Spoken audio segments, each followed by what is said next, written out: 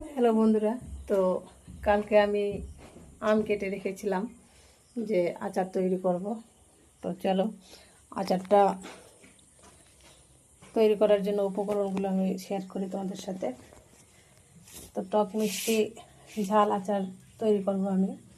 তো এখানে নিয়েছি গোটা ধনিয়া, জিরে, মৌরি, অল্প পাঁচফোড়ন, শুকনো লঙ্কা, চিনি আর অল্প নিয়েছি ভিনেগার। তো এখানে আমি আম কালকে কেটেছিলাম, হালকা শুকিয়ে নিয়েছি। আর এদিকে কড়াই গরম হয়ে গেছে, সব মশলা দিয়ে দেবো।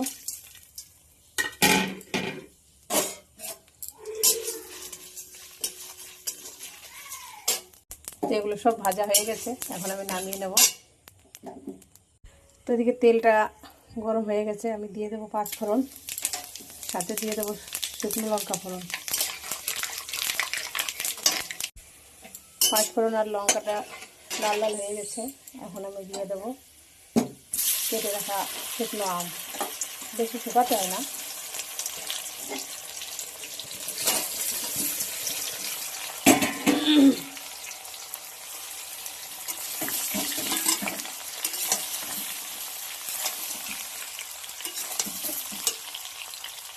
তো আমের থেকে হালকাতে জল বেরোতেই পারে, যেহেতু কাঁচা আম।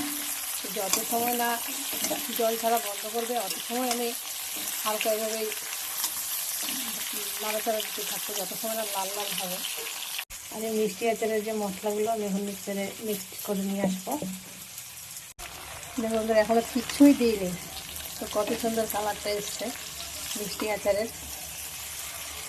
আর এই যে মশলাটা হয়ে গেছে, যে কোনো আচার হোক না কেন মশলাটা কিন্তু খুব মিহি করা যাবে না, একটু আদ্র খাদ্র থাকলে ভালো হয়। মশলাটা আমি করে নিয়ে আসলাম, এখনও মশলা দেওয়ার টাইম হয়নি। এখানে যেহেতু লাল লাল হয়ে গেছে, এখন আমি চিনি দিয়ে দেবো। চিনিটা দিলেও একটু জল আসবে।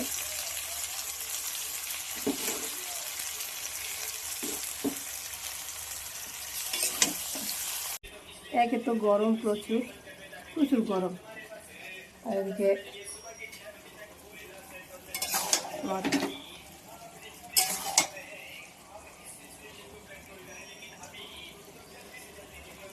চিনিটা দেওয়ার পরে জল চলে এসছে, আম থেকে জল ছেড়ে দিয়েছে।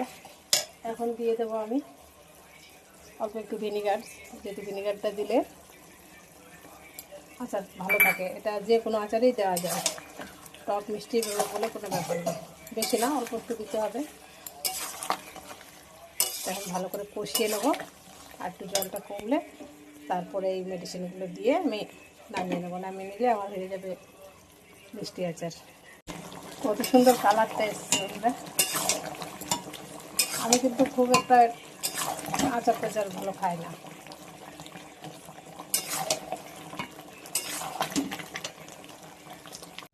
আমগুলো কিন্তু পুরো গলে নাই, আবার গলে গেছে, আবার তার মধ্যে দিয়ে আস্তে আস্তে আছে, গোটা গোটা আছে যাতে বলে। তো এখনই আমি দিয়ে দেবো ভেজে রাখা মশলাটা, যেহেতু এখন দিলে সব আমের সাথে মিক্স হয়ে যাবে।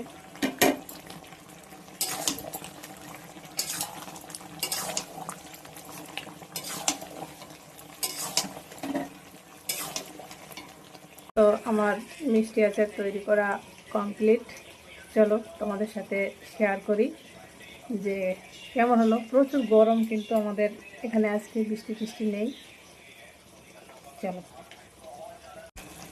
আজকের মিষ্টি আচার তৈরির মেনুগুলো কেমন হলো একটু কমেন্টে জানাবেন। এরকম নিত্য নতুন রান্নার ভিডিও নিয়ে আমি কবিতা আবার আপনাদের সাথে আসবো, নিত্য নতুন ভিডিও নিয়ে। তো টাটা সবাইকে, আজকে এই অবধি, আবার সামনের ভিডিওতে। তো টাটা, আজকের মতো এই অবধি, আবার সামনে পরবর্তী ভিডিও নিয়ে তোমাদের সাথে শেয়ার করব।